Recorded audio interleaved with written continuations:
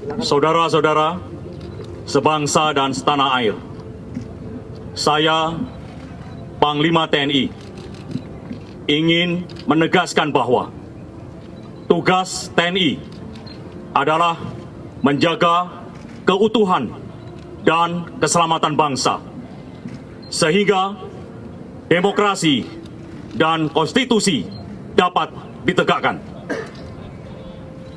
Siapapun yang melakukan tindakan anarkis, inkonstitusional, cara-cara yang kurang baik, termasuk ingin menggagalkan pelantikan presiden dan wakil presiden terpilih pemilu, akan berhadapan dengan TNI, NKRI.